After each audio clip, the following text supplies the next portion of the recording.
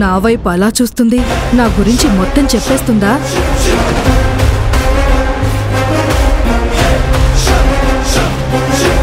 వాతావరణం చల్లగా ఉంది కదత్తయ్య, మీకెందుకలా చేపలు పడుతున్నాయి?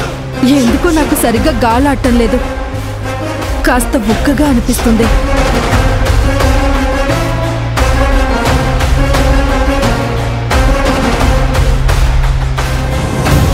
అసలు నాకివేవీ గుర్తులేవమ్మా.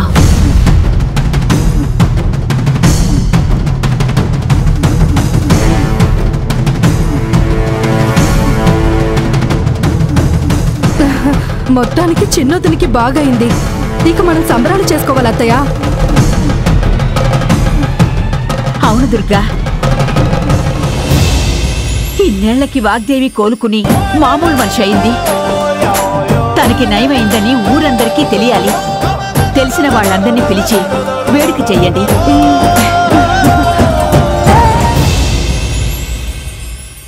శ్రావ్య, జరుగుతున్న పరిణామాలు చూస్తుంటే ఇవి ఎటైనా దారితీయొచ్చు. నువ్వు తను వర్షనా జ్యోతినా అని తేలుస్తాను అని రాజీవ్కి మాటిచ్చావు.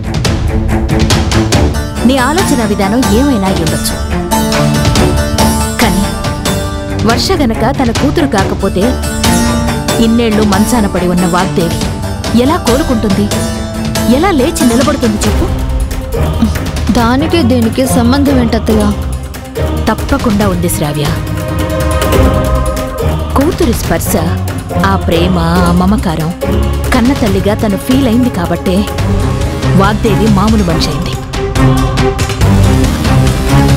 అంతేకాదు, తన కూతురికి నయమైంది అని చెప్పడం కోసం, వర్షని పరిచయం చేయడం కోసం ఊళ్ళో పెద్దల్ని, తెలిసిన వాళ్ళని పిలిచి ఒక చిన్న పార్టీ చేయబోతున్నారు.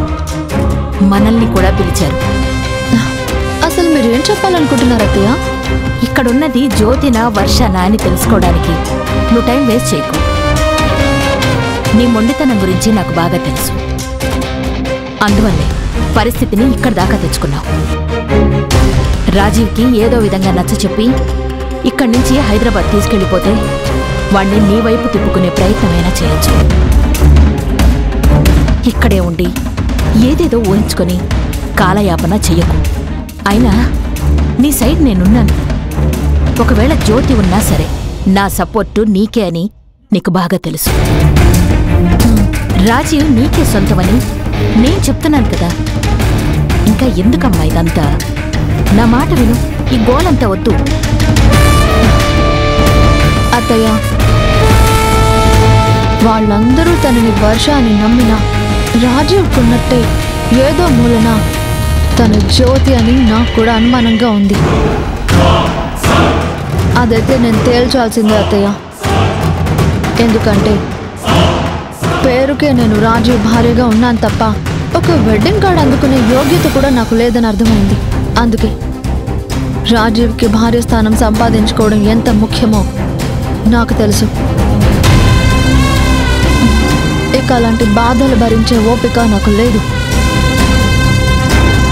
ఒకవేళ తను జ్యోతి అయితే లీగల్గా తనని రాజీవ్ నుంచి దూరం చేసి నేను అఫీషియల్గా రాజీవ్ భార్యగా ఉండాలి.